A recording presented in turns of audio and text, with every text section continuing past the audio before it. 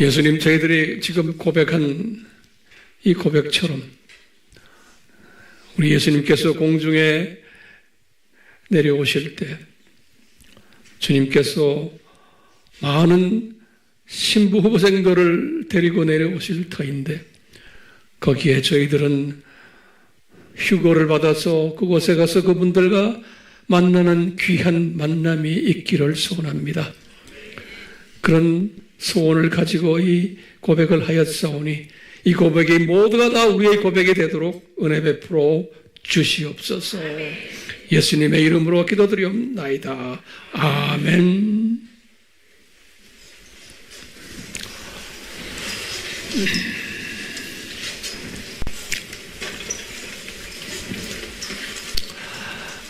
저희 교회는 알다시피 조금 다른 스타일의 교회예요.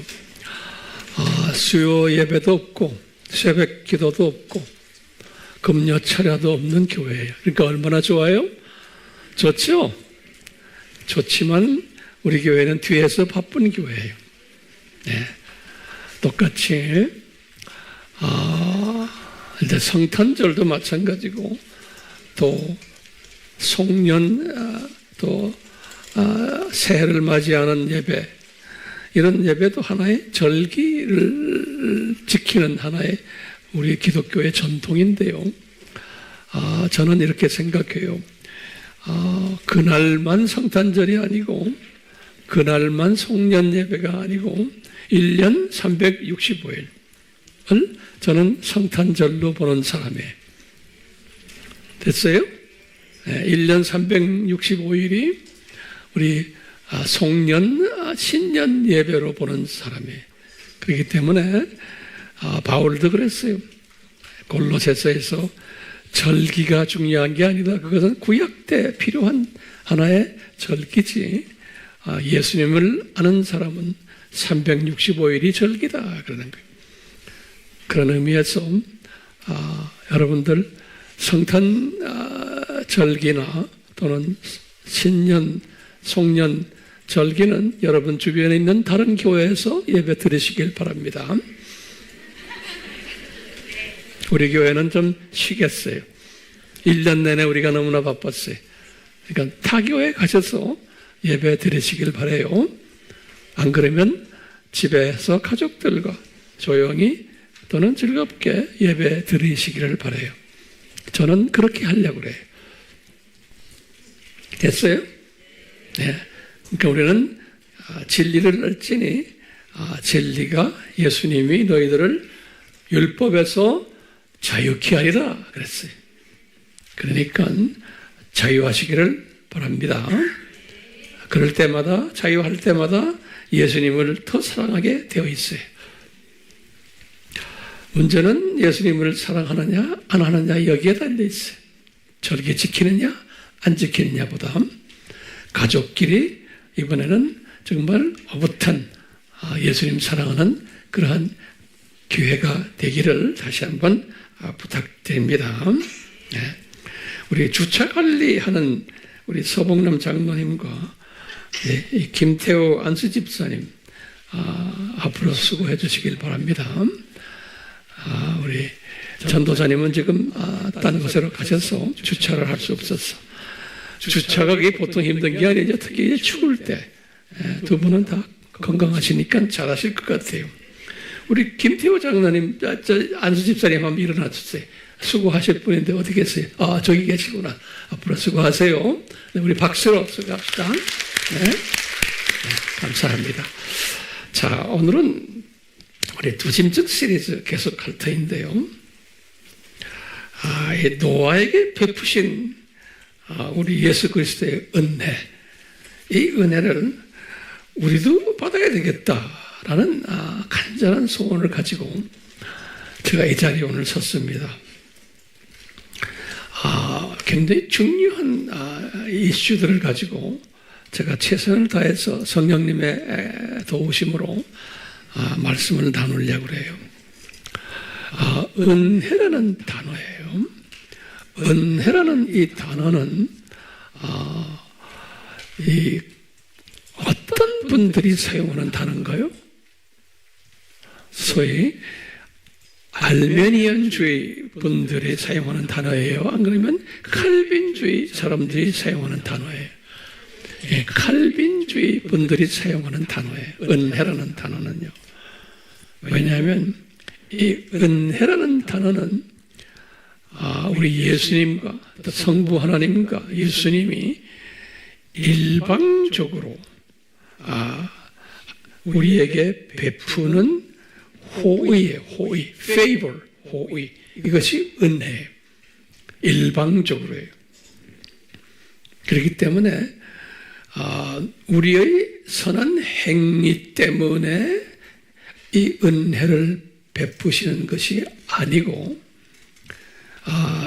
이 하나님이 일방적으로 베푸시는 호의예요. 일방적으로. 그렇기 때문에 이제 이것을 우리는 하나님의 주권이다 이런 말씀 표현. 하나님의 주권이다.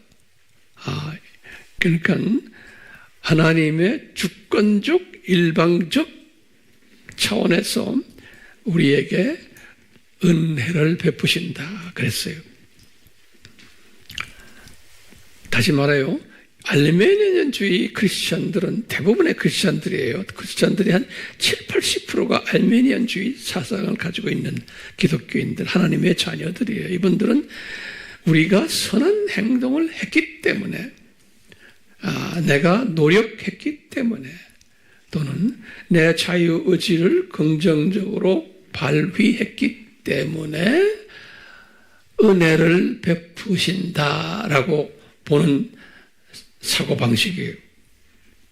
그런데 이 칼빈주의 사람들은 아니다. 이것은 나의 어떤 행위로 의해서 은혜 베푸시는 게 아니고 이분의 주권적인 일방적 이분의 생각으로 그냥 일방적으로 베푸시는 거다는 거예요. 엄청난 차이가 있어요. 바울도 한때는 알메니안주의적인 사고를 갖고 계셨어요. 초창기에는. 그러다가 이제 이분이 로마서를 쓰실 때, 그러니까 주후 57년이에요. 이분이 35년에 개종했으니까 22년 후에 개종하시고 그러면서 이제 예수님을 열심히 섬기면서 선교도 열심히 하면서 초창기에는 이분도 다 이 알메니안적인 사고를 가지고 계셨어요. 그러니까 제가 말하는 건 알메니안주의 사고가 나쁘다는 게 아니에요.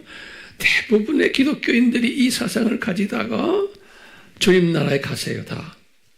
천국에 가세요. 천국에 올라가셔서 이분들이 느끼기를 이게 인간의 선한 행동에 의해서 움직인 것이 아니었구나라는 건 그때 가서 이제 깨닫게 돼요, 이분들은. 어쨌든, 이런 바울도 이런 사상을 가졌다가 로마서를 쓰시면서 이분이, 이 생각을 조금, 정리가 됐어요, 이 생각이. 그래서 이제 이분 보면은, 이 로마서의 1장에서부터 쭉 해서 8장까지는 알메니안주의 사상을 가진 분들에게 쓰신 글이다 보시면 되겠어요. 이제 그러시면서 이제 9장부터 시작을 해서 쭉 나머지를 보면은 거기에다 플러스 이것은 하나님의 주권 사상이 또 거기에 보탬이 됐다라는 것을 설명하는 것이 9장부터예요. 근데 칼빈주의가 이제 그때부터 시작이 돼요. 그래서 이제 9장에서 그 유명한 하나님의 주권을 세 예화를 들어요. 알다시피 우리 야곱과 에서의 예화, 또 모세와 바로왕의 예화, 그리고는 토기장이의 예화를 드셨어요. 그러면서 내가 일방적으로 은혜 베풀 자에게 내가 은혜 베풀고 또 그럼 뭐랬냐면 자비 베풀 자에게 자비 베푼다는 거예요. 내가 일방적으로 너희들이 잘나서 못나서가 아니네. 그러면서 이제 이분이 이것은 이제 출애굽기 33장 19절을 인용하면서 로마서 9장 15절에 이렇게 말씀하셨어요.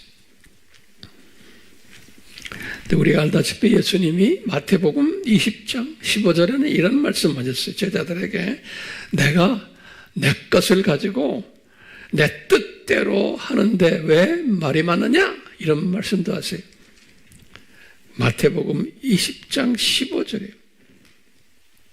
또 시편 127편 1절에는 예수님이 이런 말씀하셨어요. 나의 그 은혜 없이 너희들이 집을 아무리 지어봐라. 그게 다 헛수고다. 그런다고요. 또는 예수님이 계속해서 그렇게 나의 은혜가 없이 이 파수꾼들아 열심히 성을 지키야 그거 다 헛수고다. 그런다. 네 노력으로 되는 게 아니라는 거예요. 그렇기 때문에 심하게 이런 말씀도 하세요. 마태복음 10장 29절에 참새 한 마리도 내가 허락하지 않고는 떨어질 수 없다 그러는 거예요. 그러니까 참새의 자유 의지로 지가 떨어지는 게 아니고 날다가 거기에는 예수님의 뭐가 있다? 주권이 거기에 뒤에 숨겨져 있다는 거예요. 그러니까 이런 것을 우리가 참 이해하기 힘들어요. 그렇기 때문에 알메니안주의 사고를 가진 분들은 이런 말들을 그냥 한쪽 귀로 듣고 말아버려요. 그리고 불편해해요. 어떻게 우리 인간들에게 이렇게 자유의지를 주셨는데 그것을 예수님이 이런 식으로 말씀하십니까? 이제 이런 이야기들 그러면서 이제 은혜라는 단어가 이 예수님의 이 주권과 연계되어 있는 단어예요. 그래서요 오늘은 저 은혜 이야기를 조금 좀 자세히 같이 나누려고 그래요. 은혜라는 이 단어는 에스더죠. 우리 에스더에도 이런 말을 했어요. 은혜는 호의와 연결돼요. 그래서 이제 성경에 에스더에게는 은혜를 줬고 호의를 줬다 이런 단어를 쓰셨어요. 예수님께서요. 자, 그런데요. 이 은혜라는 단어는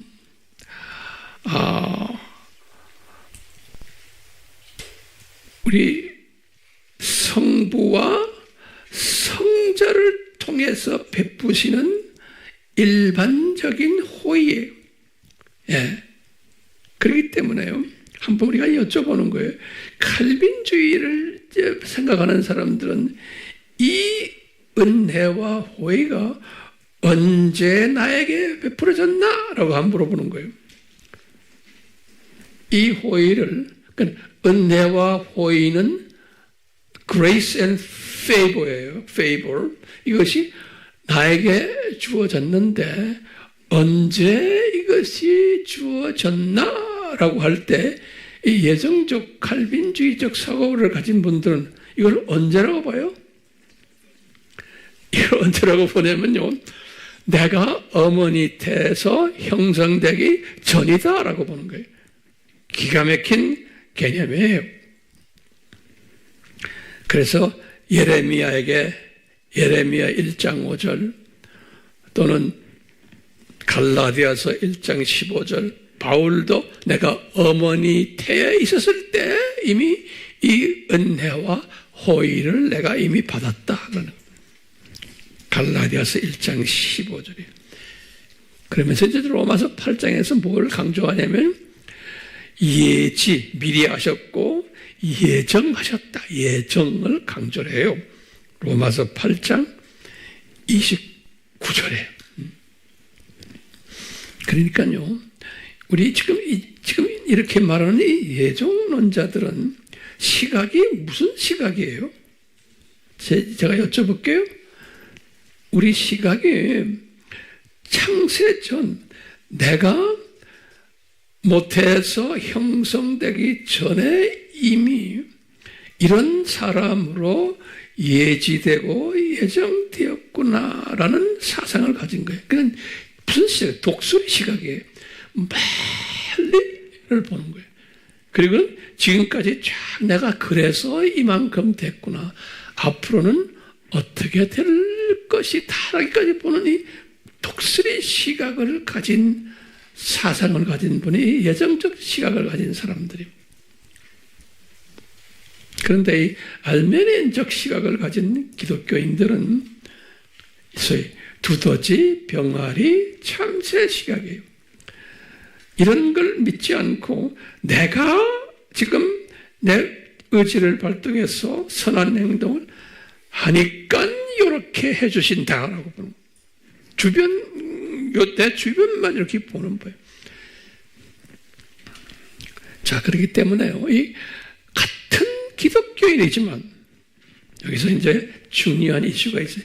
같은 기독교인이지만 이 예정적 차원을 아무리 말해도 죽으라고 말해도 그것을 수용 못하는 사람이 있어요.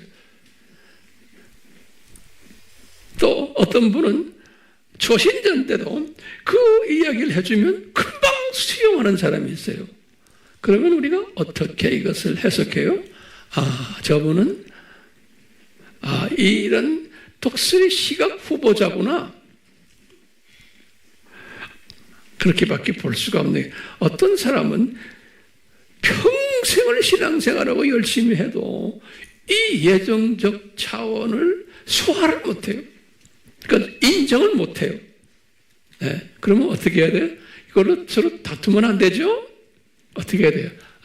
이분은 요 정도구나 라고 다시 말하면 알메니안주의 크리스찬으로 살다가 최선을 다하며 살다가 피곤하죠. 그런 삶을 사는 사람은 피곤하지만 어째 이렇게 살다가 이 삶을 이렇게 살다가 주님 나라에 가시겠구나. 이것을 바울이 로마서에서 12장에서 깨달아서 뭐라고 그랬어요? 분량이라는 단어를 썼어요. 분량. 그러니까 같은 하나님의 자녀들인데 분량이 다르다는 거예요. 그것을 은혜를 담는 그릇이 다르다. 이렇게도 설명할 수 있어요. 분량이 다르다는 것은 로마서 12장 3절에서 8절에 그런 말을 썼어요. 담는 그릇이 다르다 하는 건 디모데후서 2장 20절에서 21절에 바울이 유언으로 자기 영적 아들 디모데에게 말씀하신 거예요. 네. 그러면 질문이 있는 거예요. 왜 이렇게 하나님의 자녀들을 다르게 왜 창조하셨나요? 다시 말하면 그러면 우리 대답은 간단하죠. 하늘나라 저곳은 계층사회이기 때문이다. 그러는 거예요. 네. 그렇기 때문에 같은 크리스천인데 이제 거기 하나하나 적어서 제가 말이 좀 빠르죠? 같은 크리스천인데 이 관이 달라요. 관. 그러니까 모든 사물을 보는 관이 달라요. 거기 몇 가지 좀 적어보세요. 같은 크리스천인데 같은 신앙생활을 열심히 하는데 같은 교회 다니는데 같은 성경 공부를 하는데 말씀 관이 다른 거예요. 어떻게 다른가? 첫째는 세계관이 달라요. 가치관도 달라요. 물질관도 다르고 또 성공관도 다르고 믿음관도 다르고 가정관도 달라요. 같은 크리스천인데 같은 장소에서 예배를 드리는데 왜 그럴까요? 한 사람은 이 알메니안적 사고로 모든 사물을 보고 말씀을 듣고 공부하는 사람이 이런 사람하고 이 이 예정적 측면으로서 하나님의 주권적 측면에서 보는 사람과 이 사물을 보는 관이 다른 거예요. 좋다 나쁘다 이야기 제가 하는 게 아닙니다. 예. 그건 사람마다 다 달라요. 자, 그러면 이 노아는 어떤 사람이었나요? 노아는 저기 노아를 딱 보면서요, 이 노아에 대해서 설명한 게 그 유명한 믿음장 히브리서 11장이에요. 히브리서 11장 7절에 7 히브리서 11장 7절에 노아가 어떤 분인가라고 설명했어요. 우리식으로 말하면 노아는 독수리 시각자였어요. 네, 이분은 이 예수 그리스도의 은혜와 호의를 받은 자였어요. 이것을 우리가 어떻게 알 수 있는가? 이분은요, 장차 120년 후에 홍수가 일어날 것을 미리 보았던 사람이에요. 이 홍수라는 게 뭐냐면, 좀 이따 제가 설명했지만, 우리가 지금 이 7년 환란을 홍수로 생각하시면 돼요. 이제 앞으로 우리 7년 환란. 그러니까 이 환란이 있을 것을, 지금 우리가 지금 앞으로 올 7년 안에는 불의 환란이에요. 그렇죠? 근데 홍수는 무슨 환란이에요? 물의 환란이에요. 물의 환란.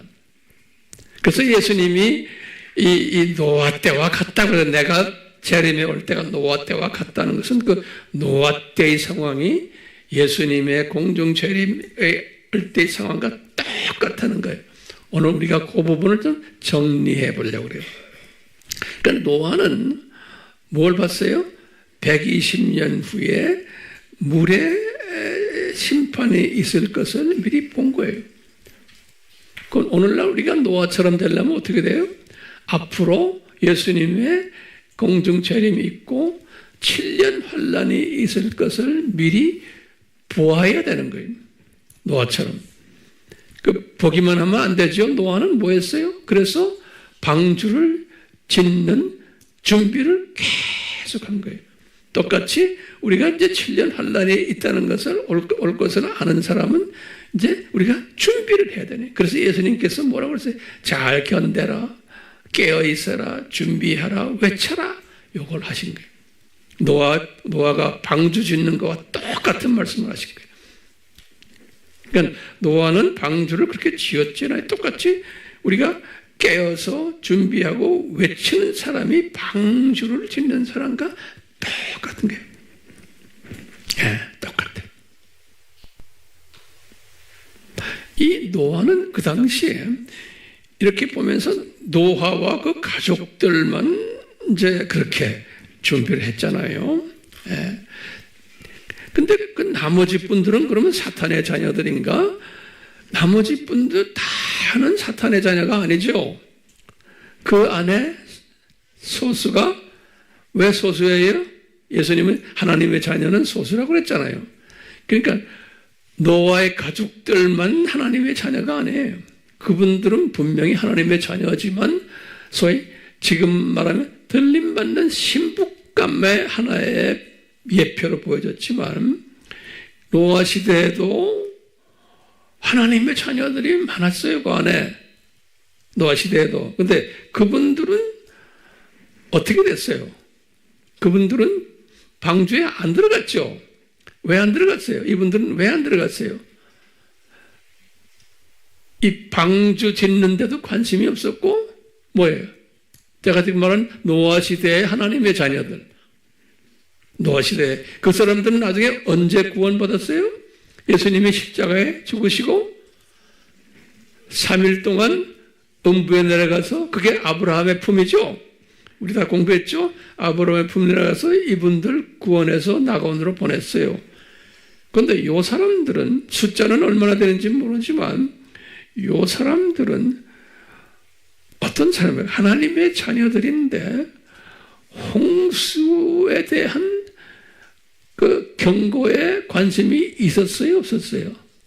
없었어요. 똑같이 오늘날 보세요. 지금 이제 불의 심판이 있을 텐데, 불의 재앙이 있을 텐데, 7년 환난, 같은 크리스찬인데 오늘날 이 7년 환난에 대한 경고의 말씀에 관심이 없는 분들이, 그런 분들 꽤 많을 거예요. 왜? 꽤 많게 돼 있어. 왜? 노아 시대에 보니까 노아의 8 식구만 관심이 있었고 나머지 분들은 다 하나님의 자녀들이지만 관심이 없었어요. 그래서 그분들은 어디로 내려갔어요?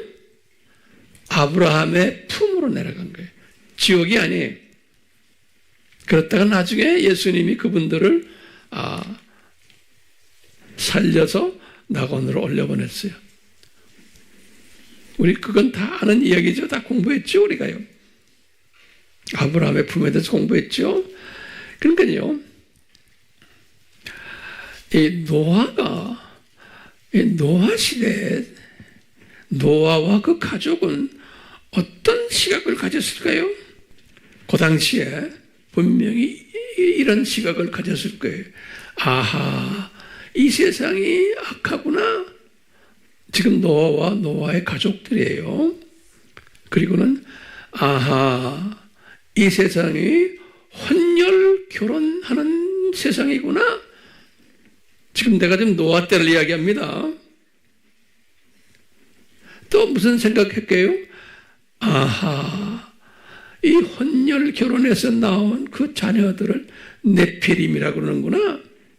네피림이란 말은 뭐냐면 이 영어는 fallen one, 다시 말하면 타락한 자들이구나. 그러니까 사탄의 자녀들이구나. 그 말이 네피림이란 뜻이에요. 네피림이란 뜻이요. 영어로는 fallen one. fallen이라는 건 타락이에요. 원은 그런 존재들. 그 의미가 네피림이라고 그래요. 근데 이 네피림들이 덩치들이 컸구나. 자이언트라고 그래요. 자이언트. 이 말은 뭐냐면 이분들이 자이언트라는 것은 그 당시에 용사들이죠. 다시 말하면 권력도 있고 재물도 있고 명예도 있는 사람들이구나라는 말이 네피림이라는 뜻이에요. 다시 말하면 노아의 홍수가 온다고 아무리 외쳐도 듣지 않고 있는 사람들이 이 사탄의 자녀들 이야기하는 거예요. 사탄, 그러다 이분들은 나중에 다 이제 홍수에 의해서 멸망당했잖아요. 이 사람들이 네피림들이구나.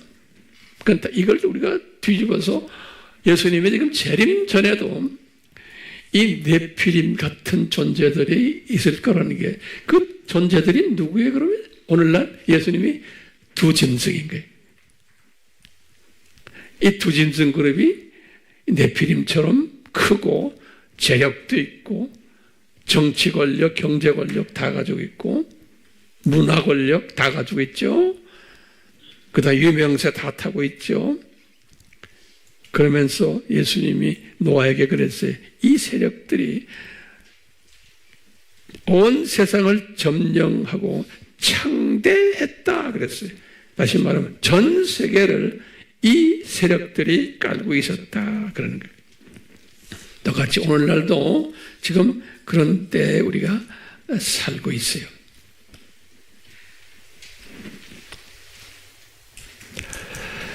자, 오늘 이 말씀 이제 한번 정리가 됐나 모르겠어요. 조금 도움이 돼요? 지금 이게 비교를 하는 게 제가요. 비교를 하는데, 한번요. 예수님께서 노아를 어떤 사람으로 부르셨나요? 지금 이런 특별한 은혜를 받은 분이에요. 첫 번째는 노아를 보고 뭐라고 불렀냐면요. 창세기 6장 9절이에요. 노아야 너는 의인이다 라고 불러요. 의인. 노아를 보고요. 창세기 6장 9절에. 그럼 내가 이제 성경을 이렇게 보다가요. 그러면 다른 분은 의인이 아닌가? 라고 이제 좀 한번 또 질문을 제가 한번 던져봤어요. 그랬더니 성경에 보니까요. 이 에스겔에게 말씀하신 걸 보니까 에스겔서 14장 14절이에요. 또는 16절, 18절, 20절 거기에 보면 구약 때 예수님이 의인이 세 사람이 있다 그렇게 거기 기록되어 세 사람. 누구냐면 첫째는 노아가 의인이다. 이제 에스겔에게 말한 거예요. 그 다음에 다니엘이 의인이다. 그리고는 욥이 의인이다. 그랬어요. 이 세 분을 가지고 보면 어려움을 경험하고 나중에 이제 다 그것을 회복한 분들이 보니까요. 근데 뭐 딴 분들도 다 의인이겠지만 특별히 예수님의 시각에서는요, 노아와 다니엘과 욥을 의인이라 그랬어요. 그 다음에요, 그런 의미에서 의인이에요. 그 다음에 창세기 6장 9절에 노아를 또 어떤 사람으로 표현했냐면요, 완전한 사람이다 라고 표현했어요. perfect man 그랬어요. 예. 그럼 이게 문제가 있는 거예요. 그러면요, 이 100% perfect man은 인간이 없어요. 예수님밖에. 그러니까 우리 예수님만 인성을 가졌을 때 perfect man이었어요. 예수님만. 거기 성경 구절을 제가 드릴게요. 첫 번째는 베드로전서 1장 19절이에요.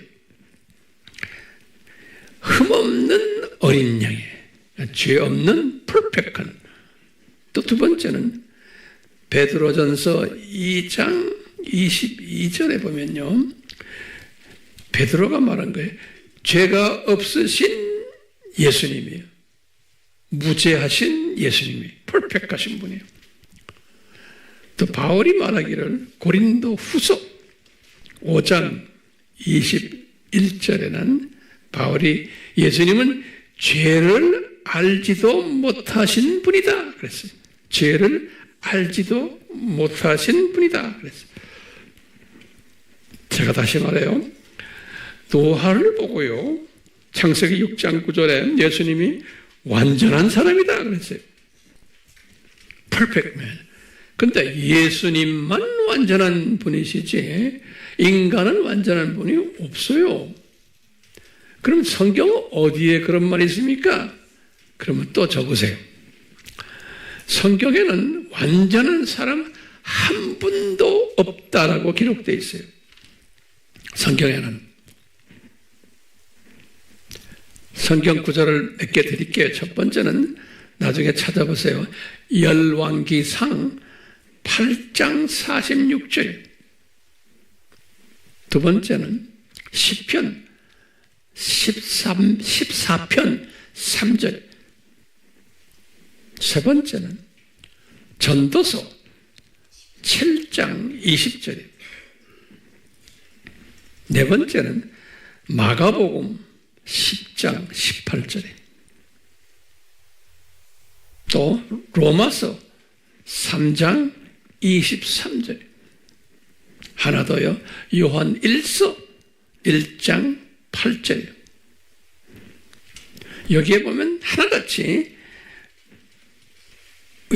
이 완전한 사람은 한 사람도 없다 이런 말이 다 그 말들이에요. 그런데 어떻게 여기 지금 노아를 완전한 사람이라고 예수님 말씀하셨습니까? 여기에 갈등이 오는 거예요. 그렇죠? 네. 그러면요, 이제 예수님의 입장에서는 노아를 어떻게 보셨기에 이런 말씀하셨을까? 그러면 저는 이렇게 해석하고 싶어요. 완전한 사람은 없다. 다시 노아도 예수님처럼 100% 완전하지 않다. 그렇지만 예수님의 마음은 그 당시에 모든 사람들을 비교해 볼 때, 노아 시대예요. 비교해 볼 때 이 노아 같은 사람은 없다는 거예요. 그러니까 비교적인 의미에서요. 그러니까 예수님의 마음에 아주 완전히 들었던 사람이에요. 그렇기 때문에 이 예수님을 뭐라고 그러냐면 예수님이 노아 보고 그는 나와 동행했다 그랬어요. 동행했다. 같이, 영어로는 he worked with me. 나와 같이 걸었다. 그러니까 항상 예수님과 함께 걸었던 사람이에요. 그런 의미에서 완전했다는 거예요. 그러니까 저나 여러분들 예수님과 동행하고 있기 때문에 예수님의 입장에서 보면 완전한 사람이, 제가 볼 때는 여러분들 중에 그런 분 많아요. 그렇기 때문에 우리 에녹을 딱 보면 알아요. 에녹이 들림받은 하나의 예표 아니에요. 에녹이 창세기 5장 22절에 분명히 그랬어요. 에녹이 여호와 하나님과 동행했다 그랬어요. 예? 그렇기 때문에 창세기 5장 22절, 그러니까 우리가 들림받는 예수님의 신부가 되려면은 우리가 24시간 예수님과 뭐 해야 돼요? 동행해야 되는 거예요. 24시간 동행하는 사람은 예수님의 입장에서 보면 완전한 사람. 네, 동행하는 사람. 자, 이 노아의 가족들은 들림받는 신부감들의 예표다. 이렇게 적으세요. 노아와 노아의 가족들은. 이제 우리가 이 들림받는 신부감이 되려면 이분들처럼 돼야 되는 거예요. 그래서 예표로 보여준 거예요. 자, 그러면 그 특징들 몇 가지 제가 발견했어요. 이분들의 특징들. 그러니까 우리 그 특징 속에 우리가 들어가야 돼요. 첫 번째 특징이 뭐냐? 소수라는 거예요. 소수. 다수가 아닌 거예요. 8명 뿐이었어요. 창세기 7장 7절에 보면. 그게 첫 번째 특징이에요. 두 번째 특징은 뭐냐? 은혜와 호의를 받은 자들이. 은혜와 호의를 받은 자들이. 창세기 6장 8절에. 세 번째는 뭘까요? 의인이라는 칭호를 받은 자들이. 의인. 창세기 6장 9절에. 네 번째는 완전한 사람이라는 칭호를 받은 자들이. 창세기 6장 9절에. 다섯 번째는 하나님과 동행했던 분들이. 창세기 6장 9절에. 여섯 번째는 히브리서에서 이야기하는 건데, 장차 홍수 심판이 있을 것을 경고를 받고는, 여기 중요한 개념이에요. 이분들이 지금 노아와 노아의 가족이 홍수 경고를 받고는 경외함으로 방주 예비했다 그랬어요. 그 경외함으로 방주를 예비했다. 히브리서 11장 7절에 여기 우리에게 적용이 돼요. 이제 머지않아 이제 우리가 7년 환란이 올 터인데, 다시 말하면 홍수가 올 터인데, 거기에 우리가 민감하게 반응하면서 그 말씀에, 그 경고에 경외하면서 방주 예비한 거예요. 우리가요. 방주 예비했다는 말은 우리가 깨어서 준비하며 외쳤다는 거예요.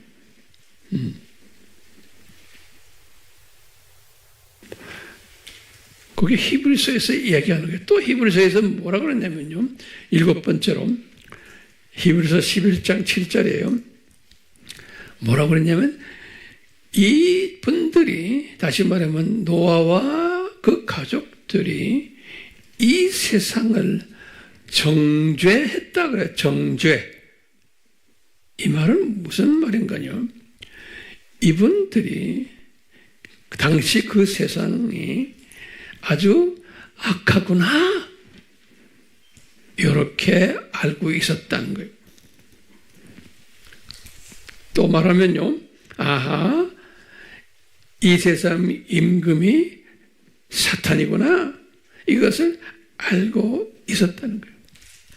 뿐만 아니라 아하, 이 혼혈 아들이 네피림들이 이놈들이 재물, 권력, 명예를 다 가지고 있구나 이것을 알았다는 거예요. 이것을 이 세상을 정죄했다 이렇게 표현을. 다른 말로 보면 시대 분별력을 가지고 있었다라고 하시면 돼요. 똑같이 오늘날 우리가 이 신부감이 되려면 우리가 똑같이 이 시대 분별력을 가지고 있어야 되는 거예요. 그래서 지금 이런 공부를 하는 거예요.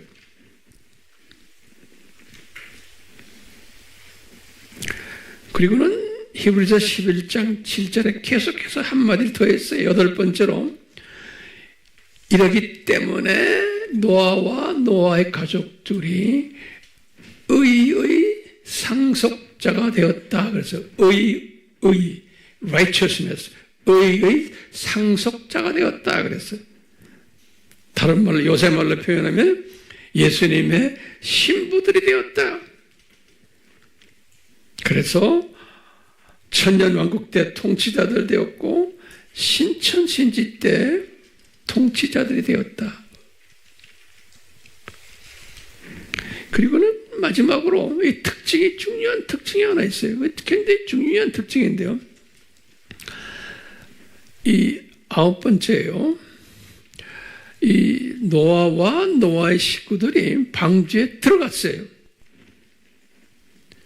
방주에 딱 들어갔는데 들어가서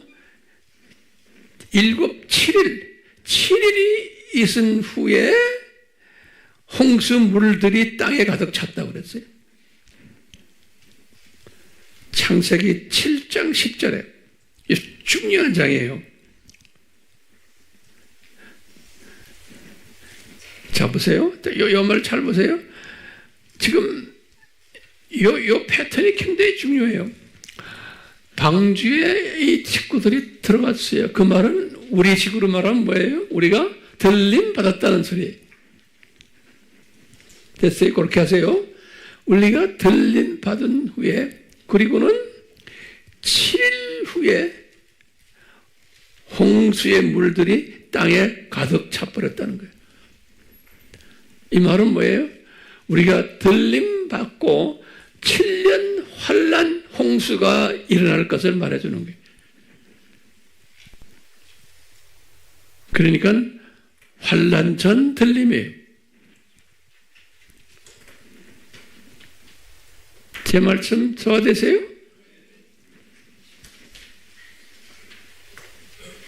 그리고는 40일, 왜 40일 동안 왔나요?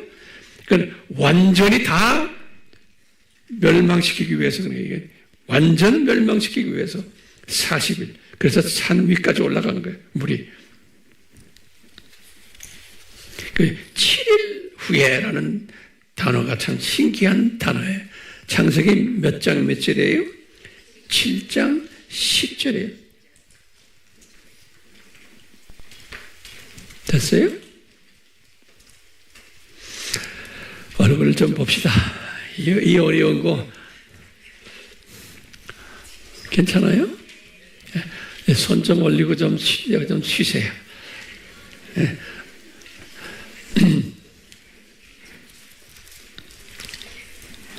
자, 다음부터 또 중요한 얘기들이 좀 따라와요. 저 제가 이 노아의 홍수를 묵상하면서 제가 깨달은 걸 여러분들에게 지금 나누는 거예요.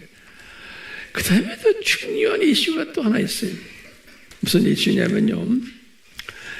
우리 여호와 예수님이 이 땅 위에 사람들을 지었었음을 생각하면서 후회하셨다 그랬어요. 이 지금 창세기 6장 6절에 그 후회돼요. 후에다가 후회. 근데 이게 지금 심각한 거예요. 어떤 한 분이 댓글에다도 요 질문을 던졌더라고요. 저한테. 목사님, 어떻게 여호와 예수님이 후회하십니까? 이거 굉장히 중요한 질문이고 중요한 이슈예요. 이 문제 해결받아야겠죠? 그래서 하나하나 노트에 좀 적어보세요. 이게 지금 성경마다 이 표현을 달리했어요. 첫째, 킹 제임스는 영어로 뭐라고 써놨냐면, 킹 제임스는 우리가 킹 제임스 하면 굉장히 좋은 성경으로 이야기하는 분들 있죠. 킹 제임스도 제가 보면요, 잘못된 부분이 상당히 많아요. 제가 볼 때. 여기도 마찬가지예요. 킹 제임스는 후회했다는 말은 뭐냐면, repent라고 했어요. He repented, 과거형이에요. 이 repented란 말이 뭐예요? 보면 repent란 말이에요. 예? 이거 회개할 때 회개하는 거 있죠? 회개하라. 죄 회개하라. 그럴 때 쓰는 말이 repent란 단어예요. 회개했다? 이건 말이 안 되죠? 이것을 번역가들이 후회했다. 이렇게 되네요. 킹 제임스는. 그런데요, New American Standard Bible이라고 있어요. New American. 이것도 아주 보수적인, 제가 이 성경을 많이 읽는데요. New American Standard Bible은 뭐라고 썼냐면, 이 사람이 지금 노아가, 예수님이 He was sorry 했다. 이렇게 써놨어요. 우리가 I'm sorry 하는 거죠? 이렇게, 같은 이 부분인데, 이것을 He was sorry라고 써놨어요. 그러면 이 sorry란 말이, 우리가 뭐예요? 에? 미안하게 생각했다. 이런 뜻이에요. 그리고 좀, 안쓰럽게 생각한다. 이제 영어권 사람들은 예를 들어서 나 이번에 수능 봤는데 합격이 잘 안 돼서 학교 못 들어가게 생겼어요. 그러면 영어권 사람들은 뭐냐면 I'm sorry 그런다고요. 그럴 때는 I'm sorry, 그때 I'm sorry는 뭐예요? 예? 미안하다는 말이 아니죠. 그때 같이 동정해 주는 거예요. 예? 안쓰럽다. 이런 의미에서의 Jesus was sorry. 이 바이블은 그렇게 써놨어요. 자, 그런데 NIV는 또 제가 보니까 NIV란 거 알죠? NIV는 그러니까 Jesus was grieved 그랬어요. grieved. 야, grieving 한다는 건 여기 슬퍼한다는 말이에요. 슬픔. 거기다 또 슬퍼한다는 말이죠. 마음 아파하는.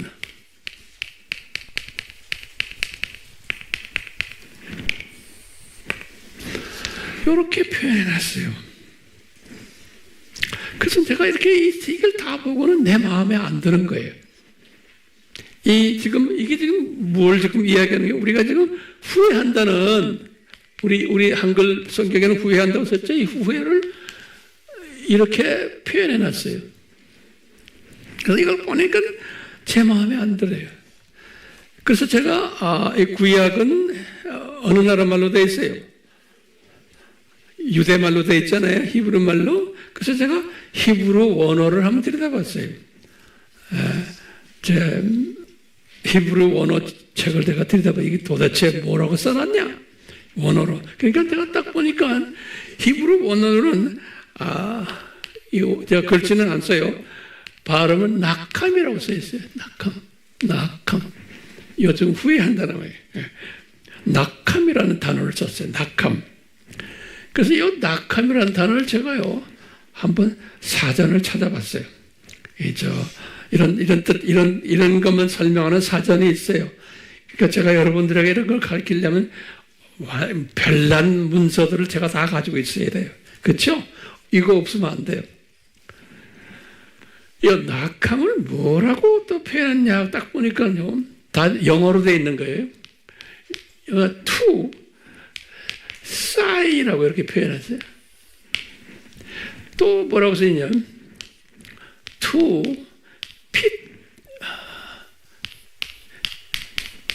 pity 그랬어요. 이거 한번 나하고 같이 연구해 봅시다. 이 싸이라는 말이 뭐예요?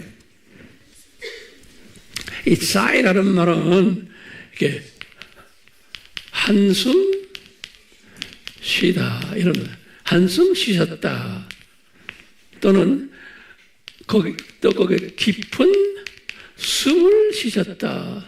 숨 쉬셨다. 쉬셨다. 쉬셨다.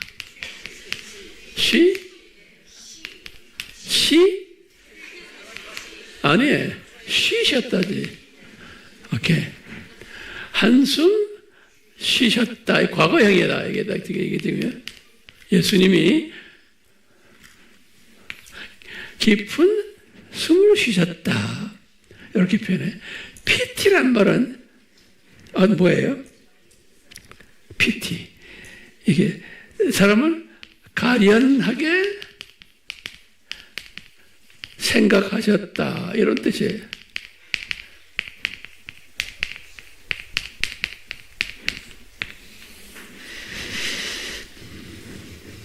그래서 제가 이걸 딱 원어를 들여다보면서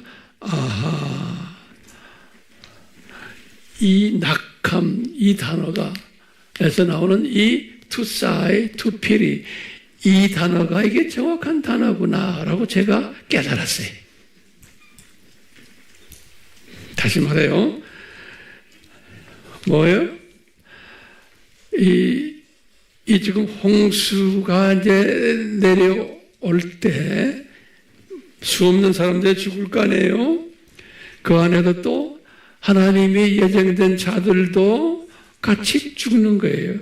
근데 죽는데 이분들은 죽어서 지옥 간 게 아니고 어디에 아브라함의 품으로 갔고 나머지 분들은 지옥으로 내려가는 거예요. 그러니까 예수님의 입장에서 보면서 이 지금 일을 이렇게 일어나는 것을 보면서 이분이 후회한 게 아니죠. 그 한국 우리 성경에 그렇게 되어 있는 게 그 킹 제임스가 그런 식으로 또 써놨어요. 근데 낙함이라는 단어가 예수님이 그걸 보고 깊은 한숨을 한번 쉬시고 그분의 마음이에요. 그렇죠? 또 가련하게 생각도 하시고 그렇지만 이 창조 목적 학교의 하나의 과정 속에서 이런 과정이 반드시 있어야 되기 때문에 그런 거예요. 됐어요? 그러면요, 이 후회라는 이 단어, 저기다 노트에 적어서 예수님은 절대로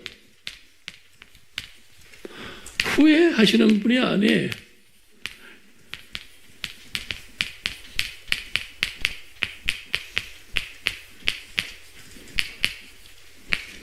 성경 구절 드릴게요. 예수님이 절대로 후회하시는 분이 아니세요. 성경 구절 4개를 드릴게요. 하나, 첫 번째 민수기 23장 19절에 두 번째 사무엘상 15장 29절에 또 세 번째로 사무엘상 15장 29절 세 번째로 말라기 3장 6절에 네 번째로 야고보서 1장 17절에 그렇기 때문에 후회라고 번역한 것은 잘못된 번역이에요. 됐어요? 자, 그러면 우리가 한번 지금까지 잘 따라오시죠? 네. 아직 제가 좀 할 말이 좀 더 있어요. 자, 시계는 왜 보세요? 시계는 왜 봐요? 시계 보는 사람은 황 목사님 지금 빨리 끝냈으면 생각하는 사람이에요. 자, 기분 나빠요.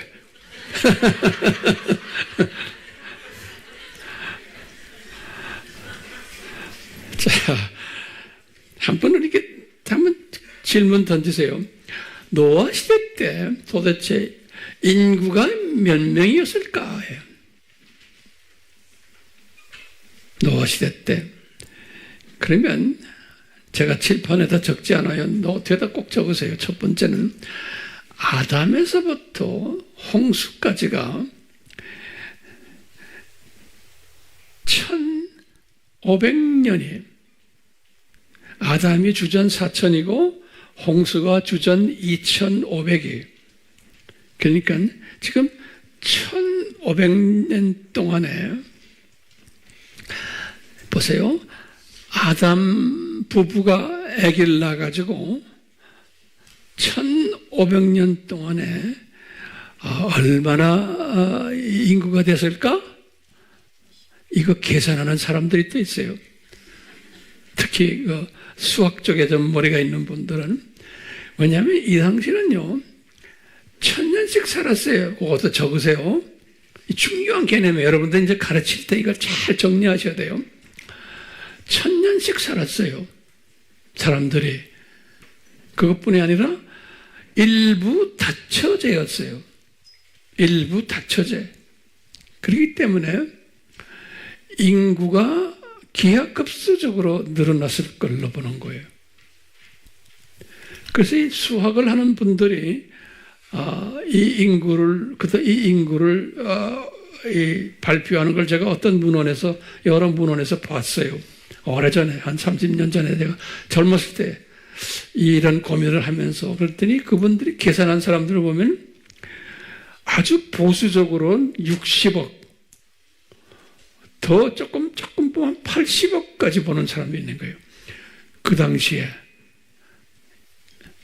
그렇다면 이 80억이라는 인구가 있었다고 본다면 예컨대 기가 막힌 이야기예요.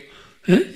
노아의 8 식구만 살아났고 나머지 분들 다 죽었는데 그 안에 이제 하나님의 자녀들도 한 5%에서 한 10%는 되겠잖아요. 그렇게 우리 상상할 수 있잖아요.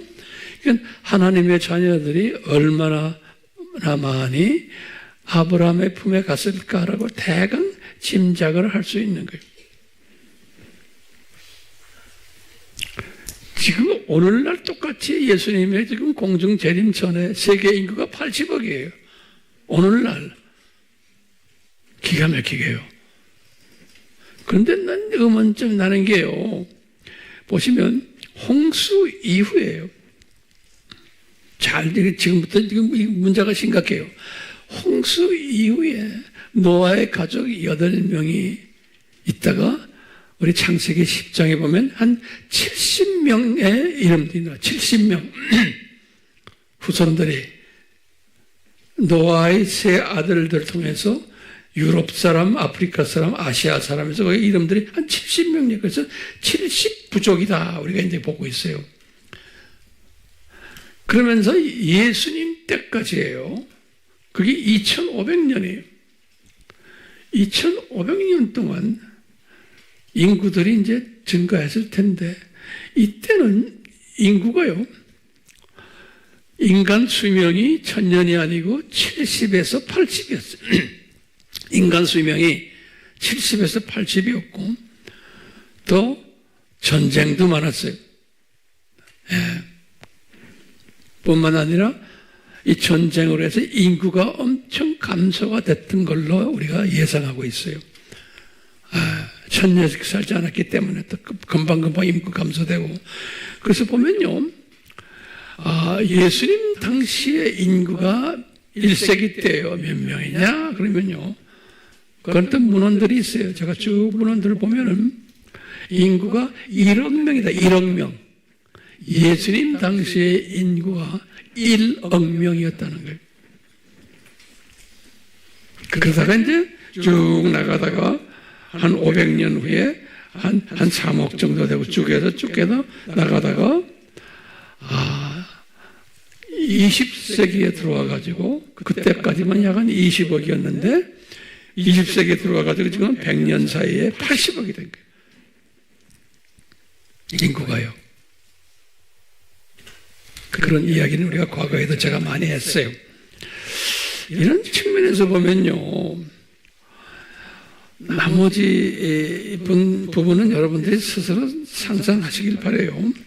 다시 말하면 노아의 홍수 때 인구 숫자가 만만치 않게 많았다는 것을 그냥 생각하고 계세요. 꽤 많았다는 거예요. 그리고 예수님 당시에는 1억 명이었다라는 걸요.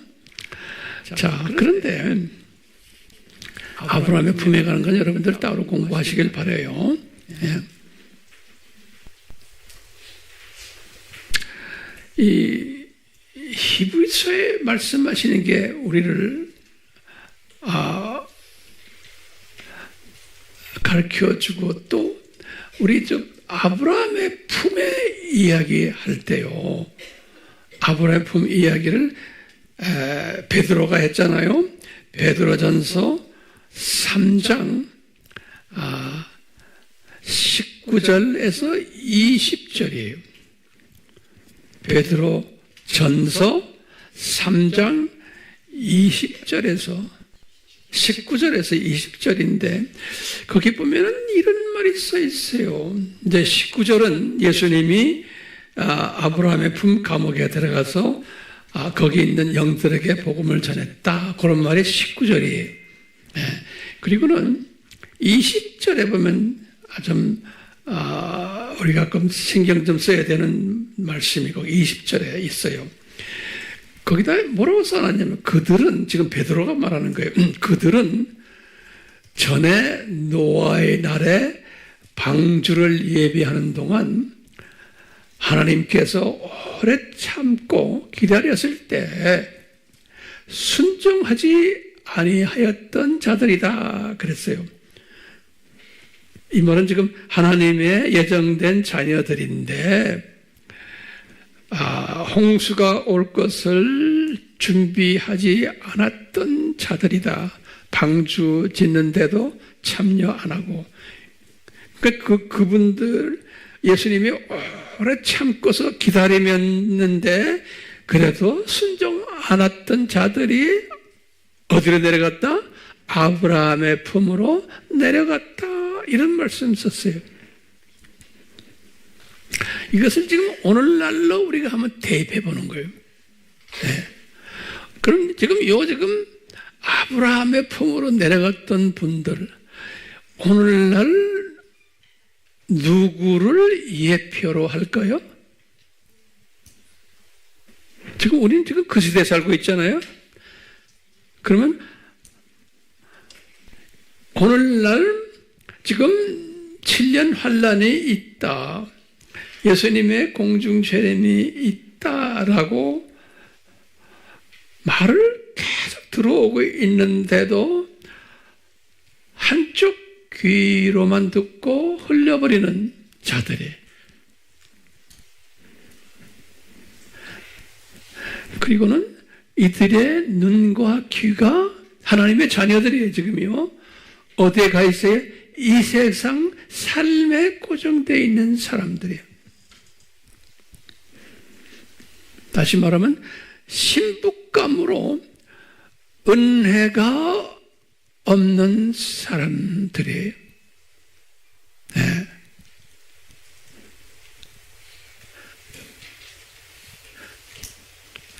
그걸 우리가 어떻게 알 수 있나요? 하고 한번 집어 던져보는 거예요.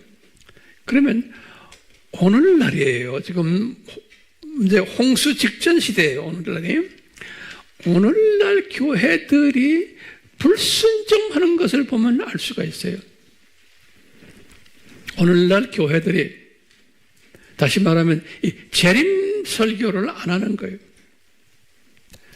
목사들이 불순종해요. 안 해요. 관심이 없어요. 신학자들이 안 해요. 선교사들이 안 해요. 장로들도 안 해요. 그럼 왜 안 합니까? 학 목사님 라고 질문 던지면은 우리가 뭐라고 대답해야 돼요? 이분들은 은혜가 다르기 때문에 그러는 거예요. 은혜의 분량이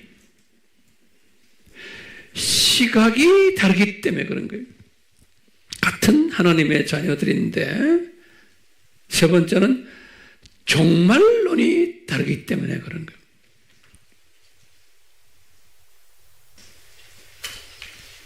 종말론이 다르기 때문에. 자, 그러면 어떻게 이들이 불순종하나요? 하고 한번 더 구체적으로 좀 해봐요. 제목이에요. 어떻게 이들이 불순종하는가요? 그러면 첫 번째는 이분들은 예수님의 감람산 설교, 일곱 인 설교, 두 짐승 설교,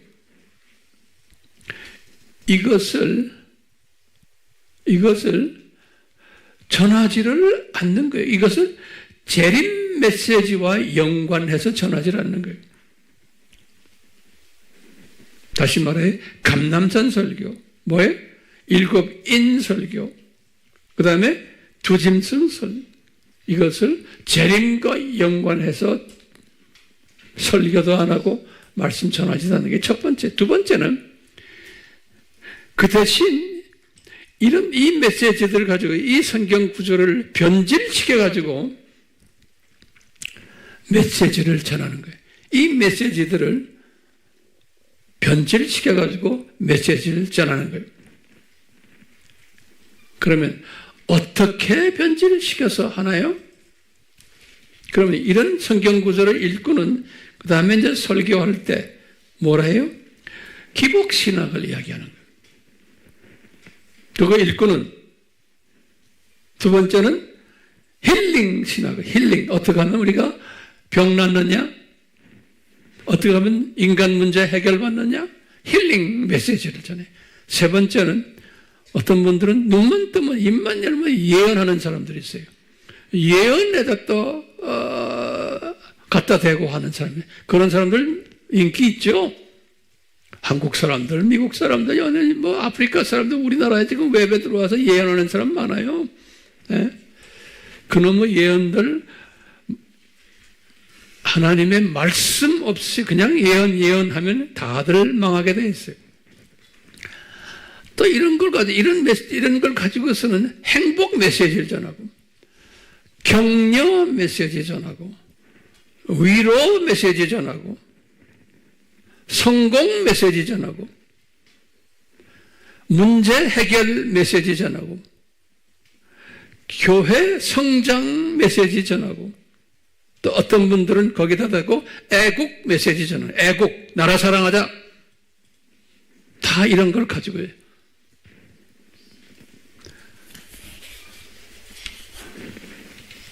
이런 분들은 그러죠. 나라가 망하면 교회도 없어진다. 그러니까 나라를 우리 위해서 기도합시다. 당장 해야 되죠. 그렇지만 그 나라는 다 예수님의 창중에 있어요. 이스라엘 나라도 마찬가지예요. 예수님의 제자들도 이 나라가 빨리 로마 제국에서 해방되기를 원했어요. 그래서 예수님이 승천하시기 직전에 너희들 이제 기다려라. 내가 성령 세례를 줄 테니 너희들은 나가서 이제 열심히 복음 전해라. 그럴 때 제자들이 뭐라고 생각한지 아세요? 사도행전 1장 6절과 7절에 아하, 우리 이스라엘 나라를 독립시키시려고 예수님이 우리 보고 성령 세례 받으라 그러는구나. 그래서 오순절 날 기다리라 그랬구나. 이렇게 생각했다는 거예요. 이스라엘 나라를 독립시켜주기 위해. 그분들도 다 애국자들이에요. 예. 이 큰 그림을 보지 못하는 거예요. 다시 말하면 참새 시각이나 두더지의 병아리 시각자들은 애국이에요. 그렇지만 독서 시각자들은 전 세계를 애국으로 보는 거예요. 그럼 내 민족만이 아니에요. 주님께서는 이스라엘이라는 나라를 애국하는 그분들에게 주후 70년의 나라를 완전히 없애버려 버렸어요. 네. 그러니까 우리가 참새 시각이나 조그만 두더지 시각을 가지면 애국 메시지가 굉장히 중요해요. 왜? 우리나라가 잘 돼야 돼. 그런데 예수님은 꼭 우리나라만 잘 되는 게 아니에요. 주님은 뜻이 계셔서 우리나라를 둘로 딱 갈라놨어요. 뜻이 계셔서 지금 두 짐승 세력인 이 중국 친구들이 지금 우리나라를 잡아먹으려고 덤벼들고 있어요. 다 예수님의 창중에서 그런 짓을 하고 있는 거예요. 때가 되면 제가 또 거기에 대한 말씀 좀 전해드릴 거예요. 자, 제가 지금 말합니다. 이 시각이, 다시 말해, 알메니안주의적 시각을 가지거나, 이 시각이 이렇게 좁은 사람들은 감람산 설교나 일곱인 설교나 두짐승 설교를 가지고 이런 식으로 설교를 하고 성경을 그런 식으로 보는 거예요.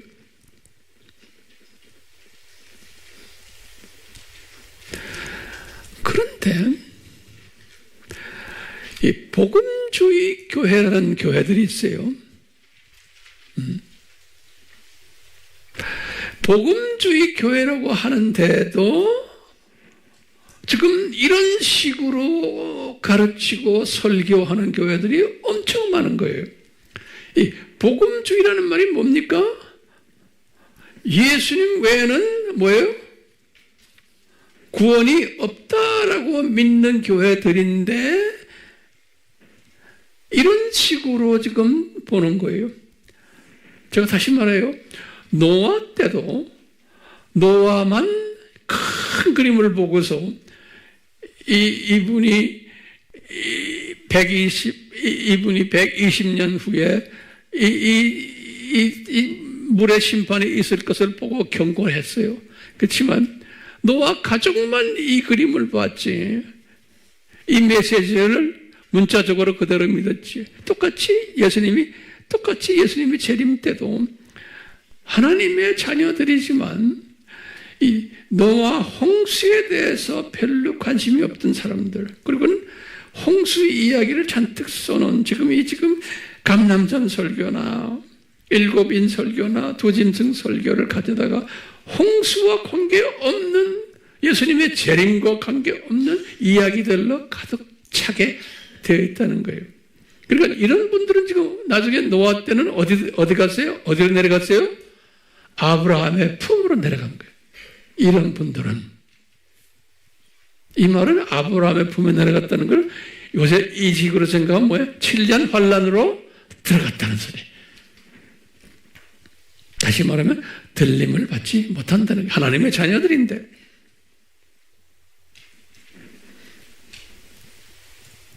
자, 그런데요. 비복음주의 교회들도 또 있는 게 오늘날. 다시 말하면 어떤 사람들이에요? 소위 WCC, WEA, 다는 아니지만 일부 또는 로마 카톨릭 이런 모든 팀들은 비복음주의 교회들인데 이분들은 뭘 가르쳐요? 아까 말한 이 성경 구절 같은 건 별로 읽지도 않아요.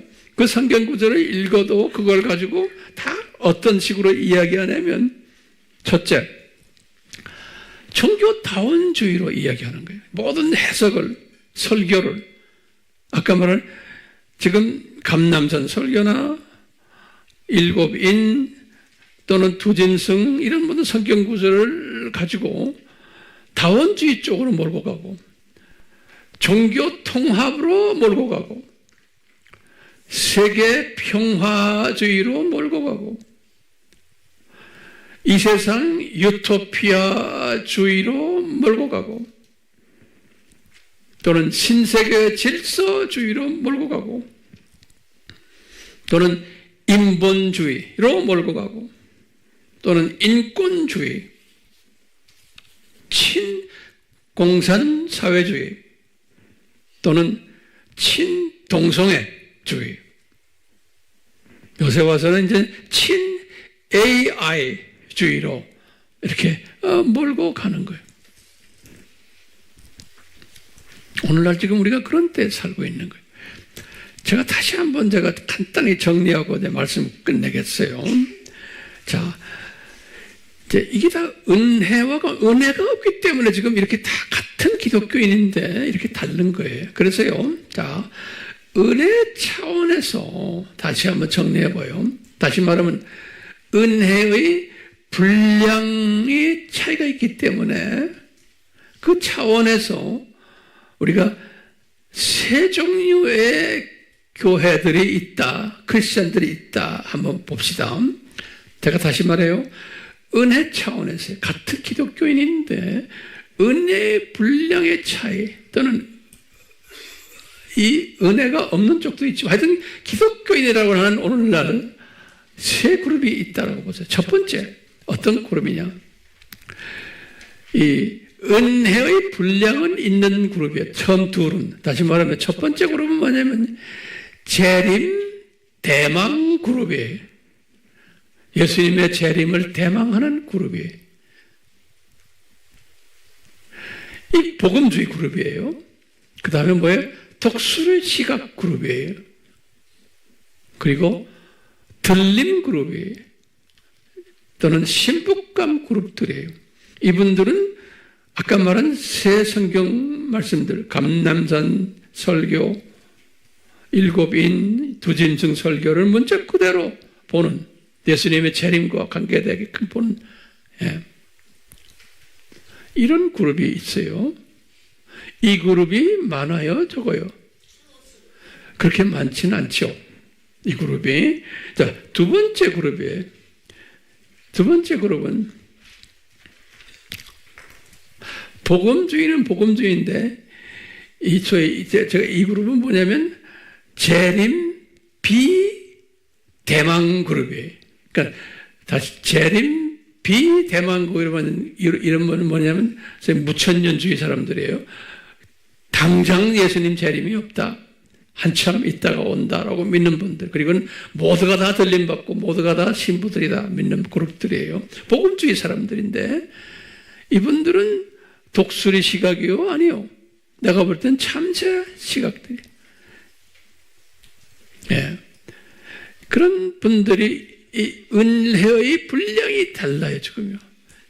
근데 이 세 번째 그룹은 같은 기독교인이라고 하는데 이것은 가짜 기독교 그룹들이에요. 근데 이게 다수예요. 두 짐승 선호 그룹이에요. 이분들은 아까 말한 이 성경 감남산 설교나 일곱인이나 또는 이 두짐승 이것을 나름대로 그냥 달리 해석하는 분들이에요. 이런 사람들이 지금 오늘날 굉장히 많은 거예요. 그러니까 노아 때와 똑같아요. 그러니까 이게 첫 번째 그룹은 노아 가족으로 생각하시면 되고 두 번째 그룹은 어떤 그룹일까요? 이것은 아브라함의 품으로 내려갔던 분들로 생각하시면 되겠어요. 그 다음에 세 번째 그룹은 다 지옥 간 그룹들이에요.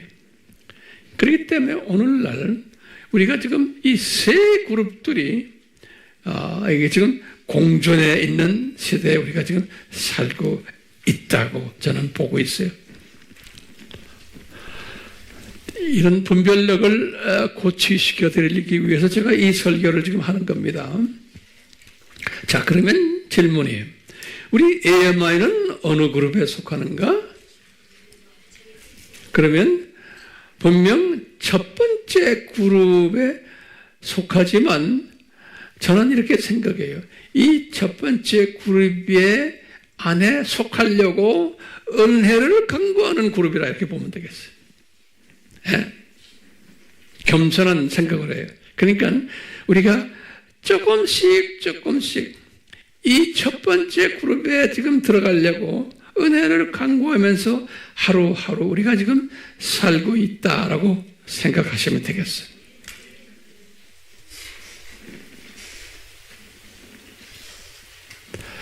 자, 그러므로 우리 AMI는 어디에 가야 되는지, 어느 그룹에 들어가야 되는지를 아는 팀들이에요.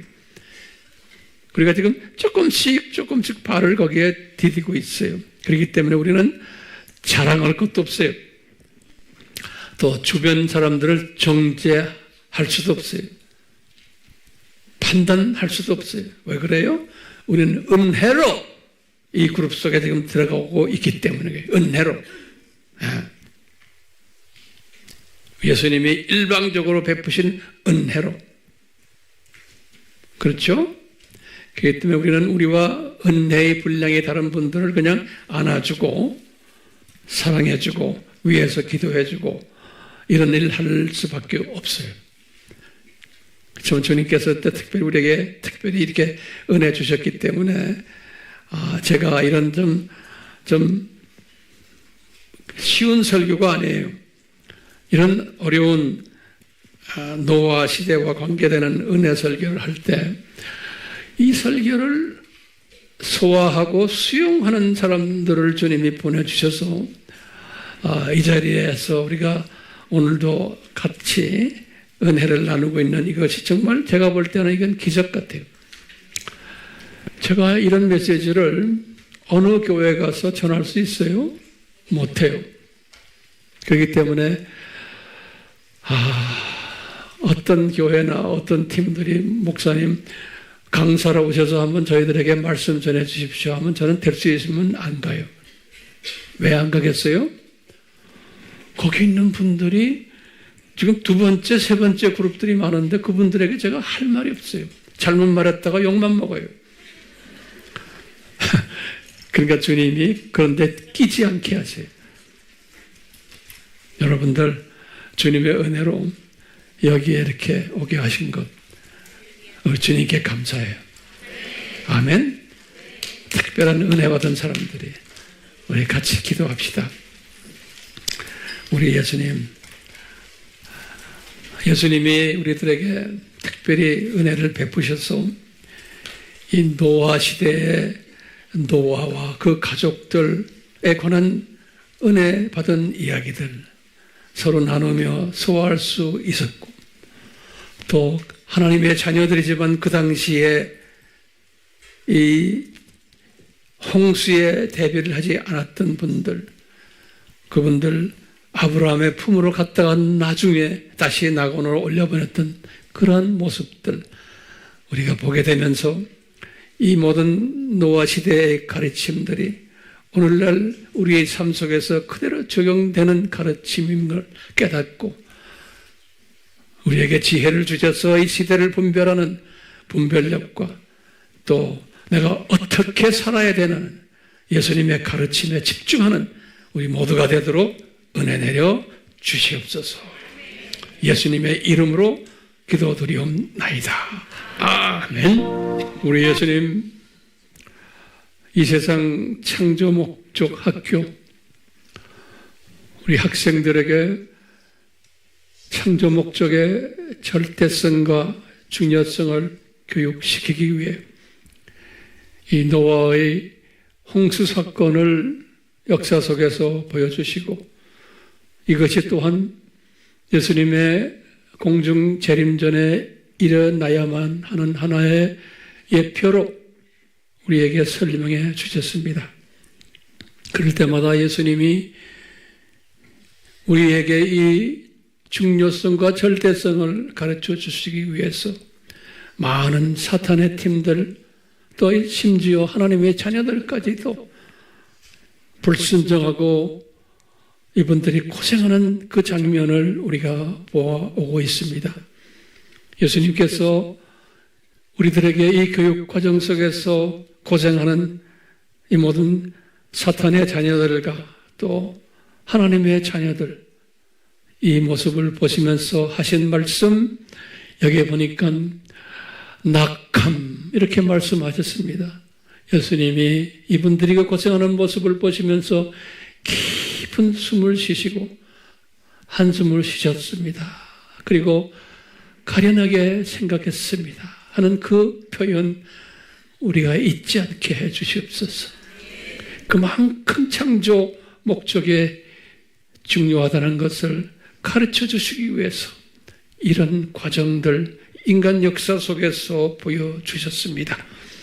주님 사랑하는 자는 창조 목적이 얼마나 중요한을 깨닫고 그 목적에 충실하는 자들 되게 해주시고, 성령님 은혜 베풀어 주셔서 우리 모두가 다 예수님을 제일 사랑하는 수직 계명을 가장 사랑하는 자들 되도록 은혜 주시기를 바랍니다. 이 은혜 주시기를 저희들은 믿고 있습니다. 성령님 도와주시옵소서. 예수님의 이름으로 축원하옵나이다. 아멘.